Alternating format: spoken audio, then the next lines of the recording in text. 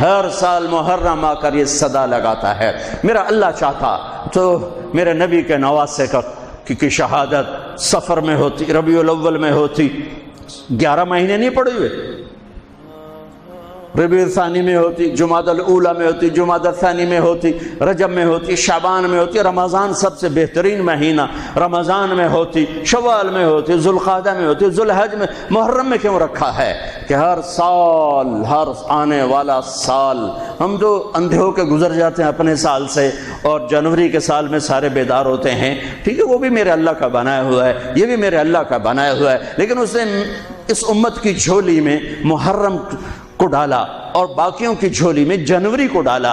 اللہ تعالیٰ نے اس مہینے کے اندر، اگرچہ یہ مہینہ شروع سے کوئی مقدس چلا آ رہا ہے، محرم میں اللہ نے آدم علیہ السلام کی توبہ کو قبول کیا۔ محرم، اماں ابا کی ملاقات ہوئی 10 محرم میدان عرفات میں۔ دوسرا بڑا واقعہ 10 محرم نوح علیہ السلام کی کشتی جودی پہاڑ پہ جا کر ٹکی۔ اس کے بعد تیسرا بڑا واقعہ 10 محرم موسیٰ علیہ السلام نے سمندر پار کیا اور فرعون ڈوبا۔ چوتھا بڑا واقعہ 10 محرم یونس علیہ السلام مچھلی کے پیٹ سے باہر نکالے گئے اور اللہ تعالیٰ نے ان کی حفاظت فرمائی۔ ایک پوری فہرست ہے، میں نے آپ کو 3-4 سنا دیے، اور پھر اس سب پر چھا گیا میرے نبی کے نواسے اور پورے خاندان کی شہادت۔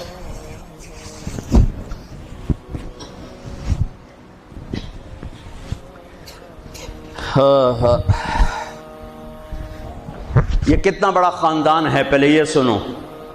میرے نبی نے فرمایا اللہ نے ساری کائنات کو دیکھا، پھر ان سب میں سے عربوں کو چھانٹ کے الگ کیا، پھر سارے عربوں کو دیکھا، اس میں سے مضر کو چھانٹ کے الگ کیا، پھر سارے مضر کو دیکھا، اس میں سے قریش کو چھانٹ کے الگ کیا، پھر سارے قریش کو دیکھا، اس میں سے ہاشم کو چھانٹ کے الگ کیا، پھر ساری ہاشم کی نسل کو دیکھا، اس میں سے میرے اللہ نے میرا انتخاب کیا۔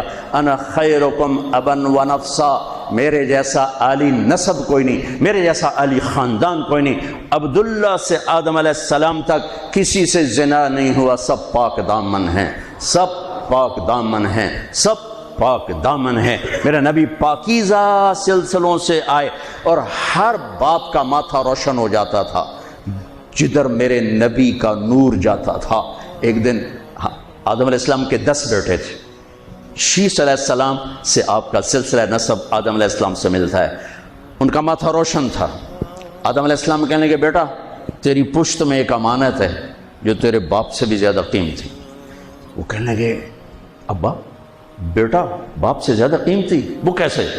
کہا تو اس امانت کی بات کرتا ہے، تجھے اس کی امت بتاؤں؟ امت ابھی ہمارے آنے میں 10,000 سال پڑے ہوئے ہیں، 10,000 سال، اور آدم علیہ السلام فرما رہے ہیں بیٹا اس ہستی کو چھوڑ، اس کی امت کا بتاؤں؟ کہا جی بتاؤ۔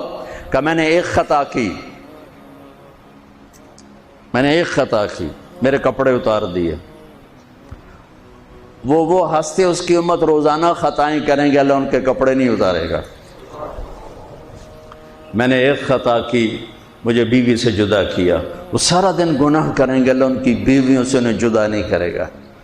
میں نے ایک خطا کی، اللہ نے میری مشہوری کر دی، سوری دنیا کو بتایا، اور وہ سارا دن منہ کالے کریں گے اور اللہ ان کے گناہوں پہ پردے ڈالتا جائے گا، پردے ڈالتا جائے گا، پردے ڈالتا جائے گا۔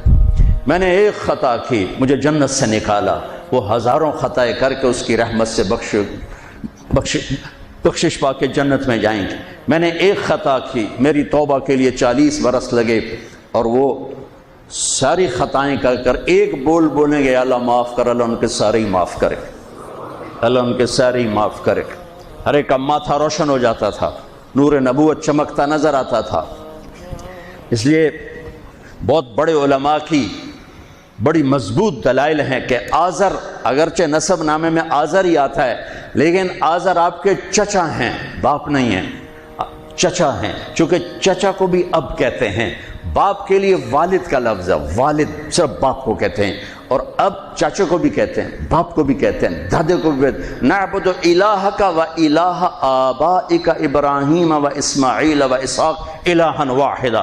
یعقوب علیہ السلام کی اولاد کہہ رہی کہ ہم آپ کے ابا کی کہ رب کی عبادت کریں گے کون؟ ابراہیم، اسماعیل، اسحاق، ابراہیم دادا، اسماعیل چاچا، اسحاق والد۔ وکان ابوہما صالحا، وہ میں نے دیوار سیدھی کر دی کہ ان کا باپ نیک آدمی تھا، ساتویں پشت کا دادا، اس کے لیے اب کا لفظ استعمال ہو رہا ہے، اب کا لفظ استعمال ہو رہا ہے۔ اور ابراہیم علیہ السلام بیت اللہ بنانے کے بعد دعا مانگ رہے ربنا اغفر لی ولوالدی۔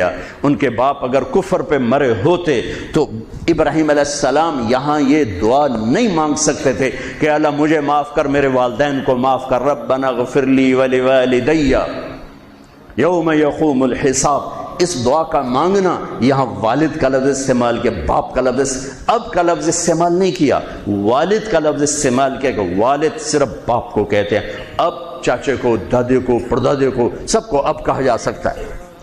تو بڑے بڑے علماء کی رائے ہے کہ آپ کی نسل میں کوئی بت پرست نہیں آ سکتا، سب یا دین فطرت ہے یا کوئی یا ایمان ہے، یا دین فطرت بھی ایمان ہے کہ بت پرستی سے پاک ہیں۔ آپ نے کہا سعید بن زید کے والد تھے زید بن نفیل، تو اللہ کے نبی کے آنے سے پہلے انتقال کر گئے۔ وہ بیت اللہ سے ٹیک لگا کے بیٹھا، کہتے ارے قریش، اللہ کی قسم یہ پتھر کے بت ہیں، نہ نفع دیتے نہ نقصان، یہ اس کائنات کے مالک نہیں ہو سکتے، اس کائنات کا کوئی مالک ہے، پتہ نہیں کون ہے، پر کوئی ہے، مجھے پتہ ہوتا میں اس کی پوجا کرتا۔ تو آپ نے سعید بن زید عشرہ مبشرہ میں سے 10 بڑے ٹاپ 10 صحابہ، ابو بکر جنتی، عمر جنتی، عثمان جنتی، علی جنتی، طلحہ جنتی، زبیر جنتی، سعد بن ابی وقاص جنتی، عبد الرحمن بن عوف جنتی، ابو عبیدہ جنتی، سعید بن زید یہ جنتی۔ تو آپ نے کہا سعید میں تیرے باپ زید کو جنت میں دیکھتا ہوں، تیرے باپ زید کو میں جنت میں دیکھتا ہوں کہ وہ بت پرستی سے بیزار رہے، تو میرے نبی کی نسل کوئی بت پرست نہیں آ سکتا جو آپ کی شان اور آپ کا مرتبہ ہے۔ آپ کو سب سے عالی، اگرچہ محدثین آذر کا نام لکھتے ہیں اس میں، لیکن اب یہ تو قیامت کا دن نہیں پتہ چلے گا، لیکن وجدان یہ کہتا ہے، دل کا یقین یہ کہتا ہے کہ میرے نبی کی نسل پاکیزہ ہے، ماتھے پہ نور نبوت آتا ہے۔ ہاشم بازار سے گزر رہے ہیں اور آگے یہودی عورت آپ کو دیکھتی مدینے میں، وہ کہتی ہاشم ایک رات گزارو گے میرے ساتھ، ایک رات گزارو گے میرے ساتھ؟ وہ فرمانے لگے میں عزت دار سردار آدمی، تو مجھے برائی کی دعوت دیتی، یہ کیسے ہو سکتا ہے؟ وہیں ان کی شادی ہو گئی حضرت سلمہ بنو نجار میں، جو عبد المطلب کی والدہ۔ 3-4 دن گزرے تو وہ عورت بازار میں ملی، تو آپ نے کہا کہ بی بی تو مجھے گناہ کی دعوت دیتی ہے تو شادی کر لے، وہاں تو شادیاں کثرت سے کرتے تھے، شادی کر لے۔ اس نے یوں دیکھا، کہنے لگی ہاشم مجھے غلط نہ سمجھو، میں بہت عزت دار ہوں، عزت دار ہوں، میں نے تیرے ماتھے پر آخری نبی کا نور دیکھا تھا، میرا جی چاہا وہ میرے پاس آ جائے، لیکن وہ تو سلمہ لے گئی، مجھے کوئی حاجت نہیں۔ دوسرا واقعہ آپ کے والد مبارک کے ساتھ پیش ہے، حضرت عبداللہ رضی اللہ تعالیٰ عنہ کے ساتھ پیش آیا۔ آپ بازار میں جا رہے ہیں، ایک عورت نے آپ کو دیکھا، کہنے لگی عبداللہ تیری جان بچنے پہ 100 اونٹ لگے تھے، 100 اونٹ، تو 100 اونٹ میں دیتی ہوں، ایک رات میرے ساتھ گزار لے، ایک رات۔ نور نبوت دیکھا تھا، نہیں میں عزت دار آدمی ہوں، میں یہ نہیں کر سکتا۔ بالکل دادے والا واقعہ پیش آیا۔ چند دن بعد حضرت آمنہ سے شادی ہو گئی، وہ نور نبوت ادھر منتقل ہو گیا، وہ بازار میں ملی خاتون، انہوں نے فرمایا شادی کر لے، تو اس نے یوں دیکھ کر کہا عبداللہ مجھے غلط نہ سمجھنا، میں عزت دار خاتون ہوں، تیرے ماتھے پہ آخری نبی کا نور تھا، وہ آمنہ لے گئی۔